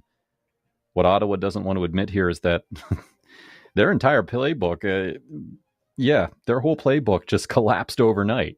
Those endless panels, the carbon cap speeches, the green slogans, all of that just got leapfrogged by a province saying, fine, F it, we'll do it ourselves. The funny thing about this particular emissions cap, it wasn't imposed on any other type of production, not on the production of cement or steel or aluminum or any other product mined or manufactured in Canada. No, the cap was placed on just one single sector, oil and gas. I mean, you can feel it. You can just feel the outrage that's brewing in Ottawa. They don't know what to do because Alberta didn't ask for permission this time. So they want to shut That's it down. the part that terrifies them.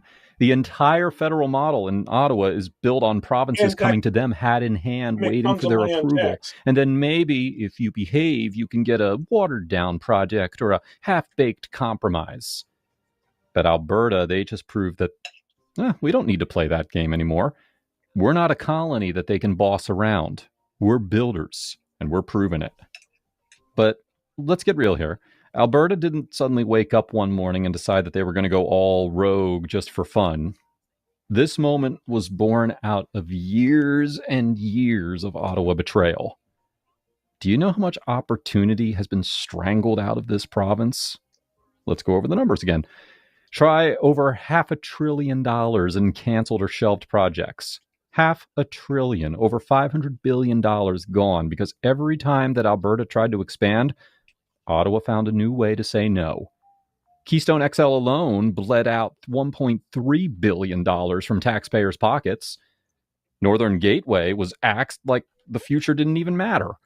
Energy East didn't even make it out of the drawing room before the plug was pulled. Northern Gateway Pipeline, canceled. Energy East Pipeline, canceled. New oil sands expansions, canceled. Hundreds of billions in investment capital for new ports, they would all pipelines, be saving and America projects, money. all gone. You and I. And that's just the big headlines. Add it all up, and the experts calculate that we're losing $55 billion in GDP every single year. Every year. And on top of that, Alberta forfeits about $17 billion annually in lost provincial revenue. Do you realize what that money could have done here? It could have built hospitals so that families didn't have to wait 12 hours in the ER. It could have funded rural schools. It could have paved highways, cut taxes, created jobs. Instead, it's vaporized because Alberta would rather strangle the West than release its potential.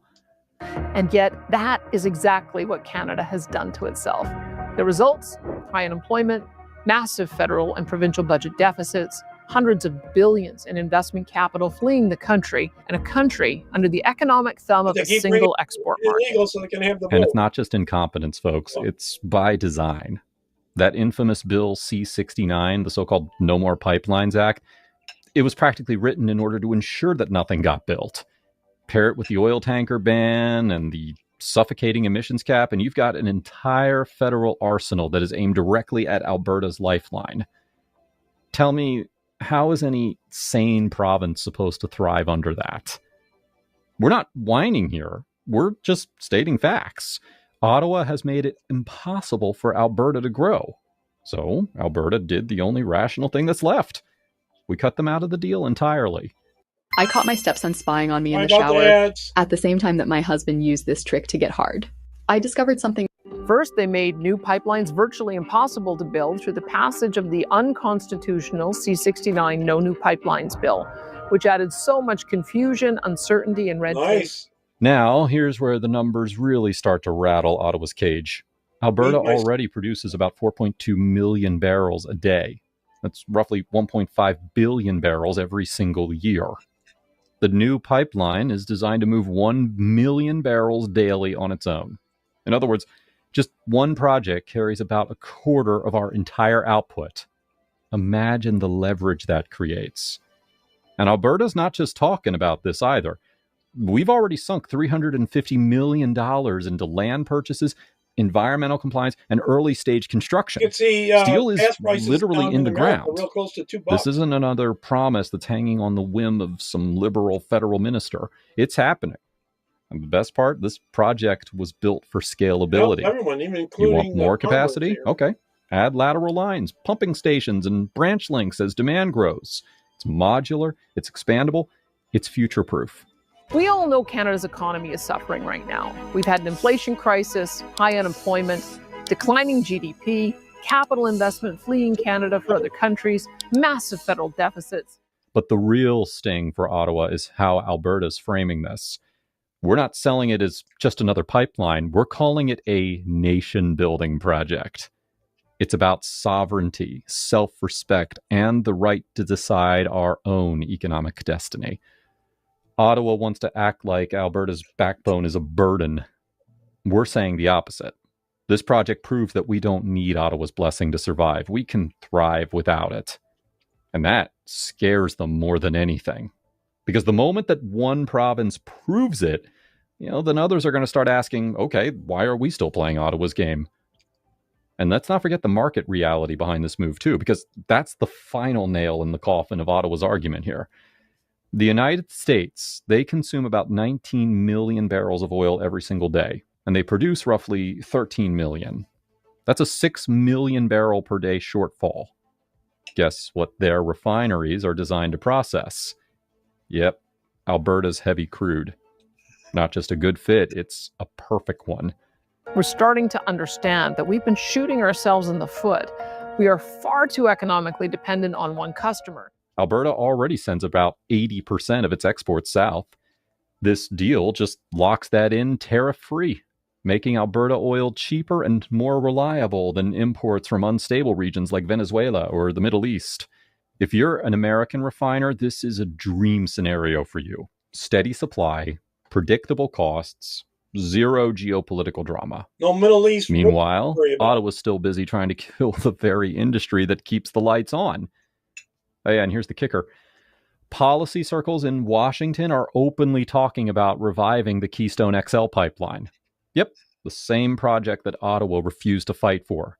The one that would have added another 2.5 million barrels a day of capacity and generated about $55 billion per year in additional GDP. If that comes back online, Alberta instantly becomes the anchor that makes it viable. Think about that. The project that Ottawa let die could return stronger than ever, this time with Alberta and the USA driving the bus, not the federal government. But now... Or another company to return to the U.S. to finish the pipeline that would bring Alberta oil to U.S. refineries. When you add it all up, the logic to this is undeniable. Alberta crude is cheaper, it's cleaner, and it's more reliable than anything else on the global market. The Americans, they're smart enough to know that. Their refineries know it. The only people who seem to refuse to accept it are sitting in Ottawa, still clinging to their fantasies of a green transition while they bleed billions from the very provinces that are funding their programs. So let me boil this all down for you. Alberta just changed the rules of the game. They signed a pipeline deal with the USA that Ottawa had no part in. We did it because a decade of betrayal left us with no other choice. The scale is massive. 1 million barrels a day, a quarter of our entire output. Steel already in the ground. And the market makes it bulletproof. America needs that oil, and Alberta is the best supplier on the planet. And that if we want to be economically prosperous and independent again, we need to take advantage of the incredible endowment of resources that we enjoy. This isn't a protest anymore. This isn't a bluff. It's proof of concept. Alberta can run its own economy. It can cut its own deals. It can build its own future. And Ottawa, yeah, rage all you want, but the leash is snapped. That's revolutionary. When Indigenous leaders have real equity, they aren't just passengers watching someone else profit from their land. They're co-owners. They've got a direct incentive to protect the pipeline, make it profitable, and grow it for decades. That changes the risk profile completely. Investors don't have to constantly factor in lawsuits or protests shutting things down. Communities don't have a reason to block a project that they control and profit from. Instead, introducing a legendary cast iron skillet straight from Iwate Prefecture, Japan. 100. They've got every reason to make sure that it succeeds. The Premier says Alberta's government is trying to find private sector partners for a potential pipeline. Now let's zoom out and look at what this project really means beyond oil. Because this isn't just a pipeline, this is a corridor strategy.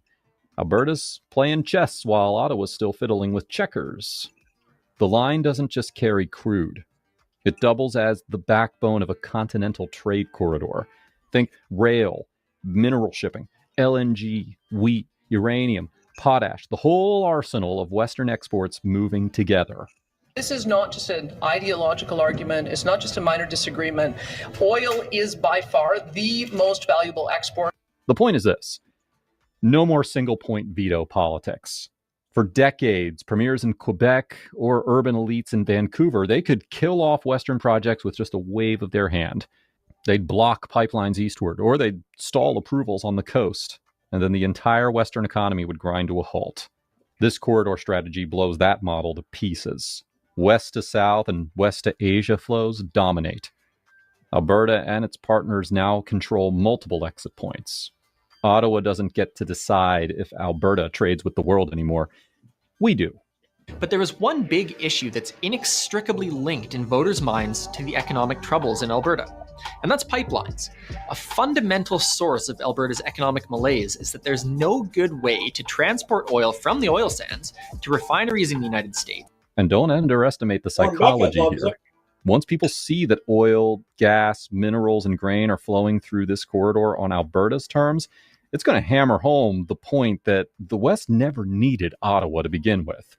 All those years of being told, wait your turn, or it can't be done, it'll be exposed as pure manipulation. Alberta's showing that when you remove the chokehold, the West can do business with anyone, anywhere.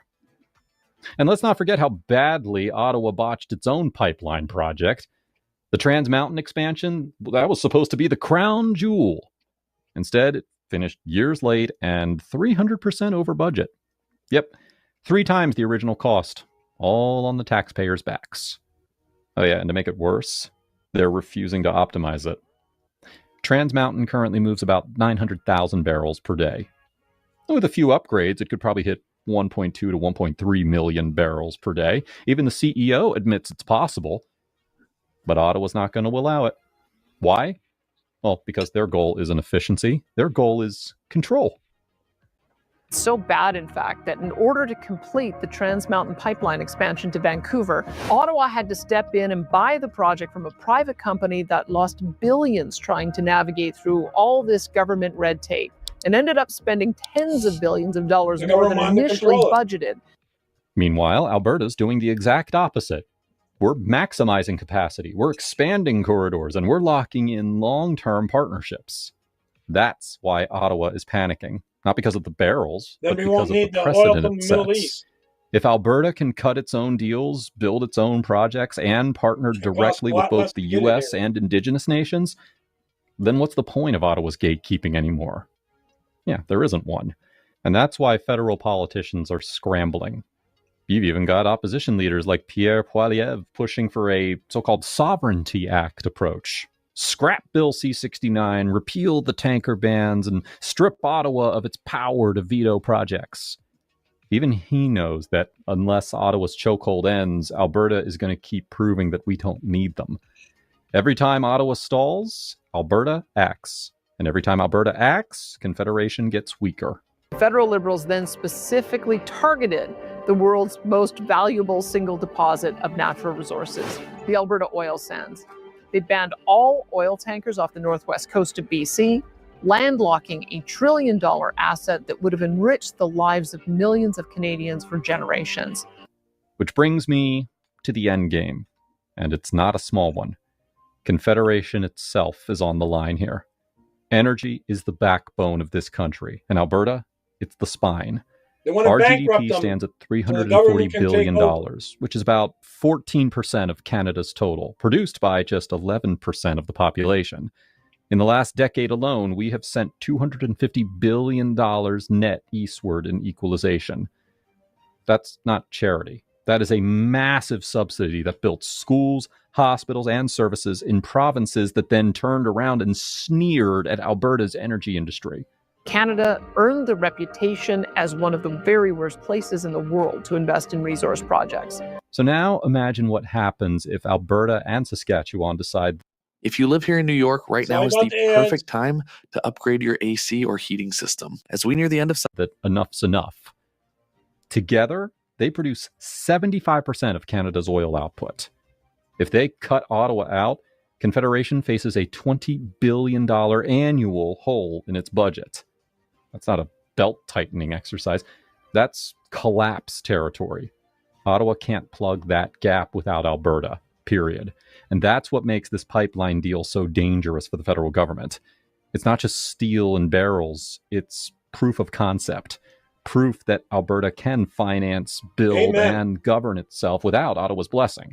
Proof that the West doesn't need central Canada to survive. Once that reality sinks in, the existential question flips. It's no longer, can Alberta survive without Ottawa? We already know the answer is yes. The real question is, can Canada survive without Alberta? The federal government needs to commit to working with the provinces to change the law to ensure there is no federal interference with the approval of in-province resource projects. And let's be blunt here, the odds, they don't look good. Every day that Ottawa clings to its control, Alberta builds more leverage. Every delay, every veto, every insult only accelerates the separation movement. If the East won't change, then the West will walk. And when that happens, the pipeline deal that we're talking about today won't just be remembered as an energy project. It will be remembered as the first nail in the coffin of a confederation that never treated Alberta with respect. So, saying all that, where does that leave us? Well, I'll tell you. That's why I'm here, aren't I? Alberta's leading. Saskatchewan's already backing us. And the rest of the West, they're watching very closely. Ottawa, they're on their back foot right now, scrambling to spin panic in the media while the numbers speak for themselves.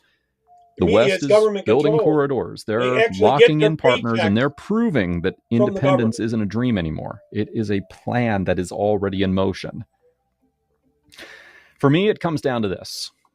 Alberta just drew a line in the sand. We're done being the cash cow. We're done being the colony. We're done begging for permission. Ottawa better get used to that, because the West has started to taste what real sovereignty looks like.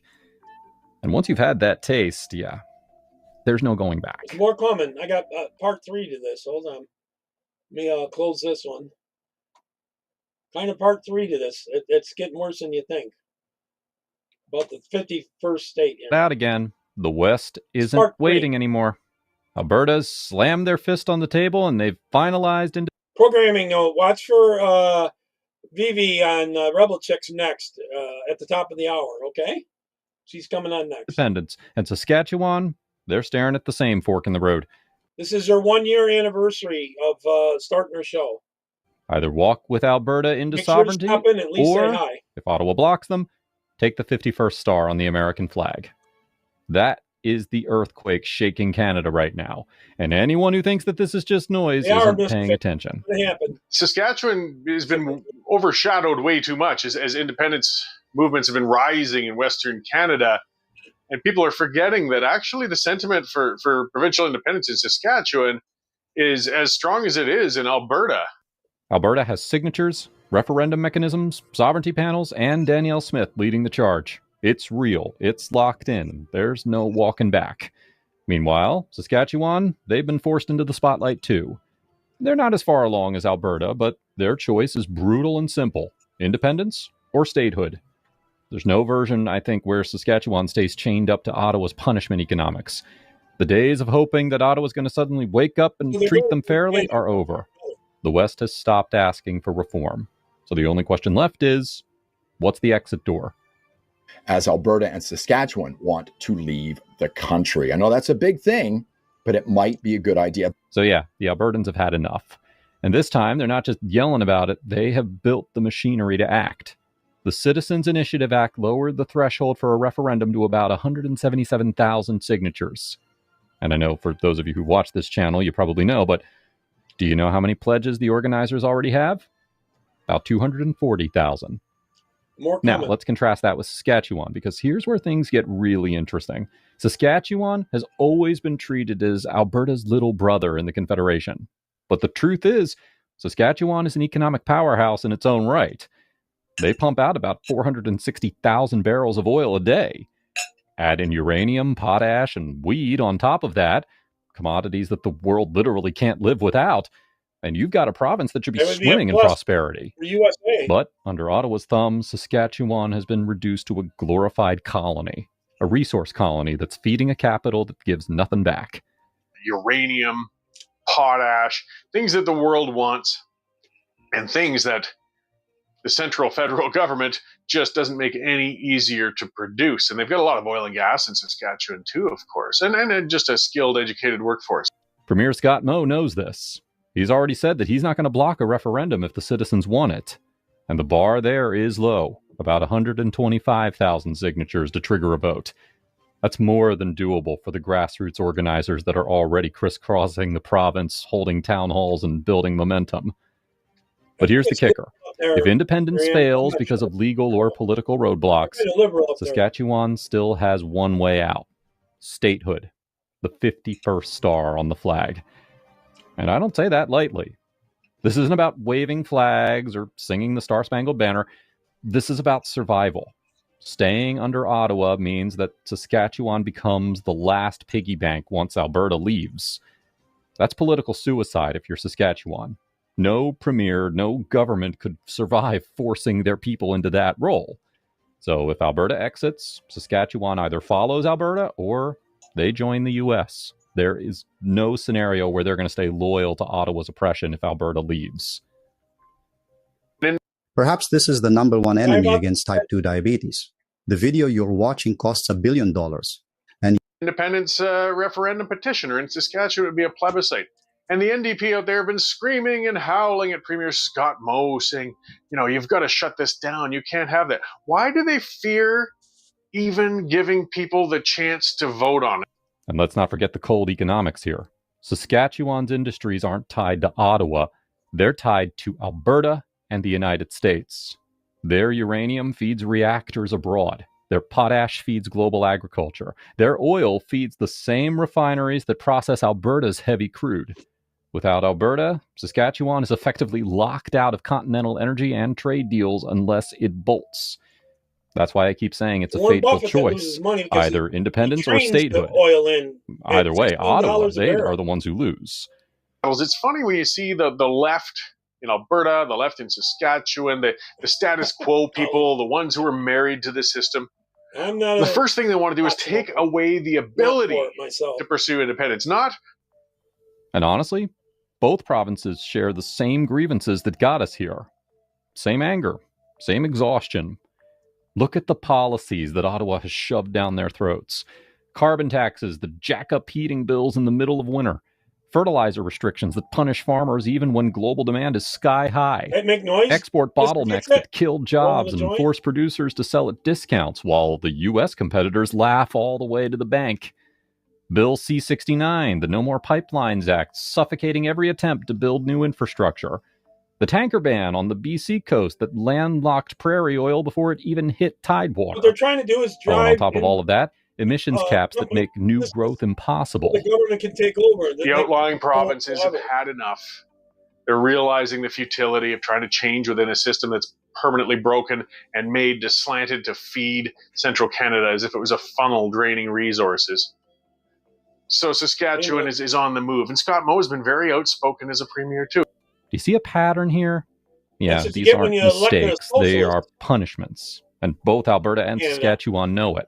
Socialist Ask the people who light to a actually live it. Farmers in Saskatchewan are going to tell you straight that Ottawa tied their hands while U.S. farmers got rich. Truckers say the same thing. Every rule makes their work harder and their margins smaller. Oil patch workers know it too. Their paychecks don't come from Ottawa programs. They come from U.S. demand. And it's the same in Alberta. The lived reality is that both provinces already function economically as American states. Ottawa just exists to skim their paychecks. But it would seem to me they do have a lot to worry about. There is something happening. History is happening in the West. It's happening in Canada. Canada's broken, centralized system is falling apart. That's why the anger is hardened. It's no longer, maybe Ottawa will fix this. It's, no, Ottawa is deliberately punishing us. Canadian and once bacon, people huh? believe that, Is the once Canadian that trust bacon is better? broken, there's no I thought going it was the back. way they cooked it. Alberta has already decided, and Saskatchewan is right behind. And if independence is blocked, statehood is the back door. By the way, the West is out. And so now I'll put it as clearly as I rule in can. England, Alberta, smoking joints. they're gone. They're finished. They're separated in everything but the official I wouldn't think paperwork. the Islam And would be for that. Saskatchewan is deciding how to leave, not whether they're going to leave. And Ottawa? I think Ottawa's irrelevant now. Their chokehold, their delays, their arrogance, all collapsing. The prairies are charting their own future. Well, they'll And that switch doesn't policies include when begging they Central think they're gonna Canada for lose breadcrumbs anymore. Not try to reason with independent supporters, not tell us why to stay, but they want to make sure you can't even do it. I've said it before and I'll say it again. Washington is watching this entire drama unfold, and they're not shrugging it when you off. went to They college, see the numbers.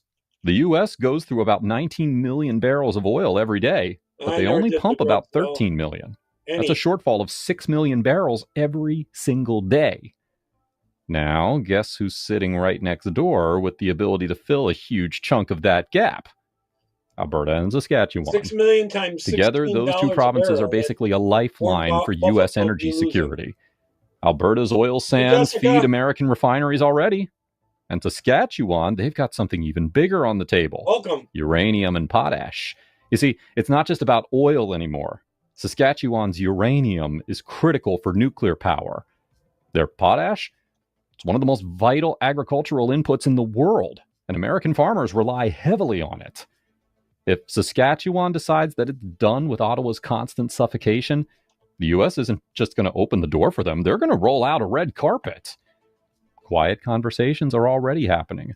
Border state governors have been in informal talks with prairie leaders.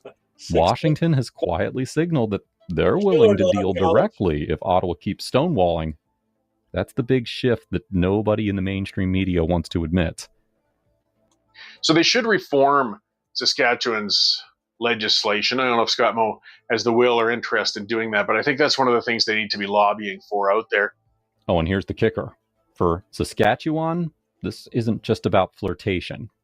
If independence hits a wall, if Ottawa throws up legal blocks and they refuse to negotiate in good faith, which I strongly suspect will happen, then statehood isn't a dream, it is a survival plan. The economics line up, the politics line up, and the USA has every incentive to secure those resources before anyone else does. That's why I keep saying that Saskatchewan has no path to staying stuck under Ottawa, especially if Alberta leaves.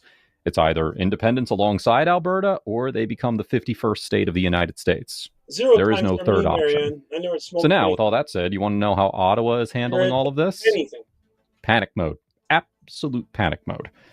The second that Alberta finalized its independent path, and then Saskatchewan signaled that it was studying statehood, federal ministers lost their minds. Ever since everything broke out in that last election, when people realized the utter futility of expecting any kind of substantive change in Canada through an election is not going to happen. The system's broken. So support from independents has exploded. They ran to their microphones calling it reckless and un-Canadian. But here's what's hilarious. Behind the closed doors, they admit that the West isn't bluffing this time. They know it. They feel it. This is serious, and Ottawa doesn't have the tools to stop it. I hope not. This viral shower head boosts water pressure and cuts your water bill by 30%. This dermatologist from New York. And look at the face that they've put on all of this. Mark Carney. The guy is a walking symbol of Ottawa's obsession with climate dogma. Carbon caps, net zero banking rules, fertilizer restrictions. That's his playbook. And he's out there preaching like the West is supposed to just clap along while he strangles our industries.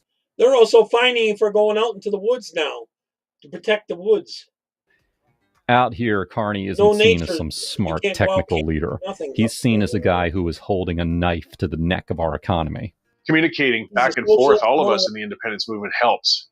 Educating ourselves and organizing. England and or something when it comes to a lot of polls in the past with independence, people's visions of Western independence become the strongest. The financial math alone is devastating for Ottawa. Without Alberta and Saskatchewan, they are staring at $20 billion or more in annual budget holes. Equalization collapses overnight. Quebec and the Atlantic provinces suddenly have nobody to bankroll their endless spending. That's not a small inconvenience. That is a national fiscal meltdown. And what's Ottawa's response? Yeah, spin. The mainstream media echo chamber is already pushing the line of, oh, Confederation's at risk. They're throwing out buzzwords like unity and the survival of Canada. But let me be blunt. Out west, nobody's buying that crap anymore. We see it for what it is.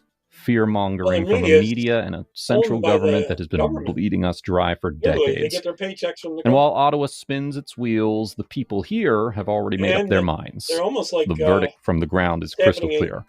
Prairie voices are demanding an exit. Just talk to the farmers in Saskatchewan. They're going to tell you straight up, Ottawa tied our hands with fertilizer rules while the U.S. farmers, they got rich. That smoke in your lungs that's not a talking point. That's reality. And we already know.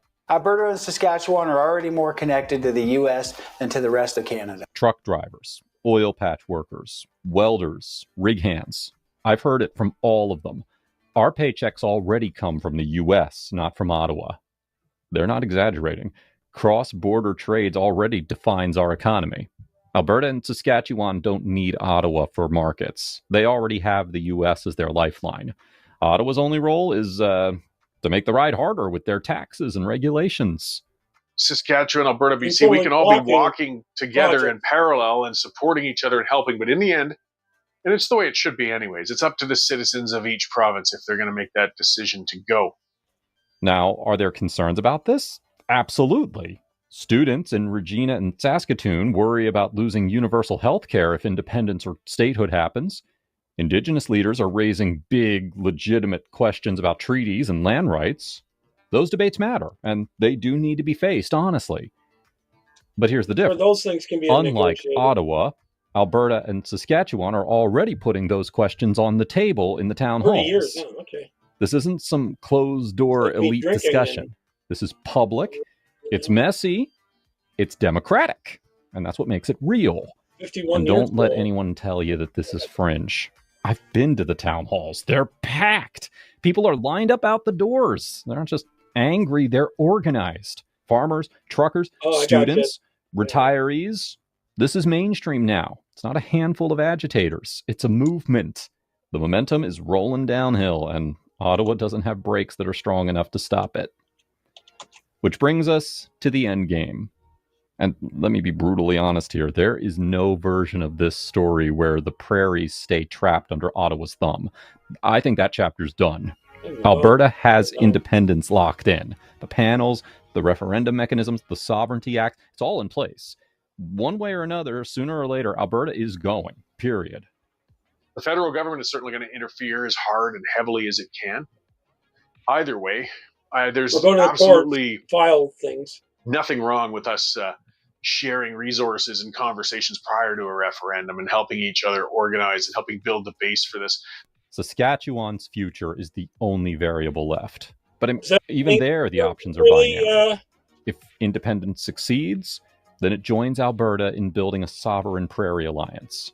If Ottawa blocks them or drags their I don't feet, even do the then gummies. Saskatchewan simply takes the other exit ramp and they become the 51st state. Either way, Saskatchewan leaves. Staying in Confederation is the last piggy bank propping up Ottawa after Alberta takes the door. What's everyone think? Are they going to leave or not? Suicide. No premier is going to survive that, and no people are going to accept that. So let me be blunt if I haven't already. Ottawa has lost control of the timeline. For decades, the feds dictated the pace, running provinces through endless consultations, climate panels, backroom vetoes. Give them But now Alberta and Saskatchewan are running their own schedules. Really me type thing. Ottawa can scream reckless all they want, but nobody's listening anymore. They had decades to fix the system, and they didn't. And now the provinces are taking matters into their own hands. That's why this is a prairie earthquake, not a polite debate. Alberta has already broken free in spirit, and Saskatchewan's either going to follow them or they're going to get pulled south. Either way, the West is gone. And what does that mean for Ottawa? Collapse, pure and simple. Confederation without its prairie engine is a dead man walking. Ottawa would lose its energy lifeline, its agricultural backbone, and its fiscal cash cow all in a single stroke. That's not a blow, that's fatal. Lights out for Canada as we know it. And so the final reality is staring us in the face.